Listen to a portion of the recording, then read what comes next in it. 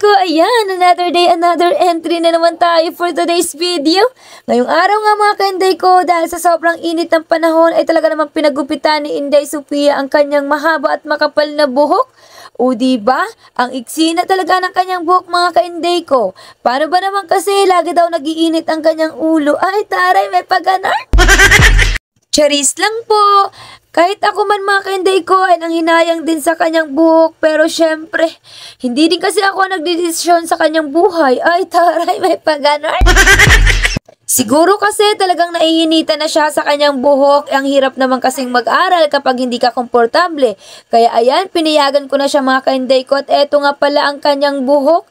Inimis-imis ko at talagang nilukot-lukot ko. Ay taray, may paganar. Itatapon ko kasi ito mga ka-Inday ko sa kanal para malakas ang agos at sana tumubo agad. May nakapagsabi kasi sa akin mga ka-Inday ko na kapag inihagis daw ito sa tubig ay talaga namang mabilis ang pagtubo. At pagkatapos ko nga siyang gupitan mga ka-Inday ko ay nasa kondisyon siyang maghatid ng yelo sa kanyang lala. Ang sabi ko nga sa kanya, sige hatid mo na para mamaya ay wala tayong bibit-bitin. At buti na lang talaga itong batang ito ay pumapayag. Kaso medyo nagtalo nga kami dyan mga ka-Inday ko dahil gusto ba naman niyang dalhin ang aking cellphone. Ang sabi ko nga sa kanya, paano pa madadala ang cellphone ang bigat-bigat ng dala mong yelo? Talaga ba naman tong Inday Sofia nyo ay talagang minsan pag pinapairal ang gusto ay talaga naman. At ayun, hindi rin niya nadala mga ka-Inday ko kasi ang sabi ko sa kanya, ano ang gagamitin ko? Aalis ako anak. Buti na lang talaga, pumayag siya at hinatid na lang yung yelo. Kaya kita nyo naman ang mata mga ka-Inday ko talaga namang tumitirik sa sama ng tingin sa akin. Ay taray, may paganar. Wow! Ngayon kasi mga ka-Inday ko ay aalis ako. At eto na nga yung entry ko sa tricycle kasi nga syempre aalis nga ang inyong Inday Maria. Maghahatid kasi ako dyan ng aking resume mga ka-Inday ko dahil ako ay mag-a-apply ng trabaho. Mag-a-apply kasi ako mga ka-Inday ko ng pagiging artista. Ay taray, may paganar. O, charis lang po. Mamaya sabihin nyo, hindi naman ako pang artista. Okay lang yan mga ka-Inday ko. Pwede nyo namang sabihin kahit anong gusto nyong sabihin. Lahat kasi dito talaga sa mundo ng social media ay lahat tayo ay free na sabihin ang lahat. At eto na mga ka-Inday ko, medyo mahaba-habang entry ko dito sa tricycle kasi nga habang nakasakay ako sa loob ng tricycle mga ka-Inday ko, nag-iisip ako ng kung ano-ano. Ay taray, may paganar. At in-entry ko nga din mga ka-Inday ko ang kalsada o nadadaanan ko dahil syempre para maiba naman ang view. Gusto kong samahan nyo ako mga ka-Inday ko hanggang sa makarating ako sa aking paroroonan. Ay charay, may paganar. Ang hirap talaga maging isang content creator mga ka-Inday ko. Kung napapansin nyo, kapag mayroon kayong mga pinost tapos hindi kayo nakaka-reply, eh, parang hindi gumagana ang engagement.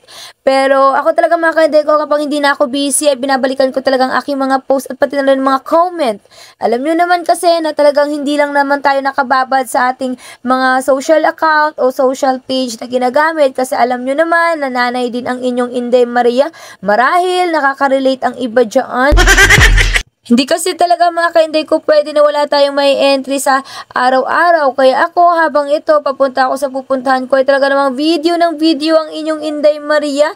Gusto ko kasi magtrabaho mga ka-Inday ko. Kaya lang problema ko saan ko ilalagay sa bulsa ang aking dudong kalip. Ay taray, may paganar. Yan kasi talaga mga ka-Inday ko ang nagiging problema ko kapag nag-a-apply ako ng trabaho. Hindi ko alam kung saan ko iiwan ang aking dalawang bagets. Kung ako lang kasi talaga mga ka-Inday ko ang masusunod ay talagang ayaw kong pumirmi sa bahay. Workaholic kasi talaga ako mga ka-Inday ko. Ay taray, may paganar na. Dahil sa totoo lang kasi mga ka-Inday ko, gustong-gusto ko talaga yung nagtatrabaho. Gusto ko meron ako sariling pera para kapag mayroong kailangan ng aking mga anak ay agad-agad kong nabibigay. Yung tipong hindi na ako naghihintay ng bigay ng kanilang ama. Ay taray, may paganar. Medyo patapos na nga itong aking video mga ka-Inday ko. Basta kayo, go lang kayo para sa ating mga mahal sa buhay. At huwag tayong magsawang mag-entry, gumawa ng reels, gumawa ng long video. Dahil alam nyo naman na hindi tayo kikita kapag wala tayong mga upload. Dahil kung sa engagement lang mga ka-Inday ko ay hindi talaga tayo dyan makakagain ng earnings. At eto, tumana rin ako mga ka-Inday ko, tumaya ako ng loto dahil malay nyo swerte ng inyong Inday Maria. At maging milyonarya ako, hindi dahil sa pagiging content creator, kundi sa pagiging loto winner. Ay taray, may paganar. Basta kayo mga ka-Inday ko, go lang para sa pangarap, para sa mga mahal natin sa buhay. At wag na wag kayo magpapa-apekto sa sasabihin ng ibang tao dahil hindi po yan makakatulong para tayo ay kumita. So yun lang po, God bless!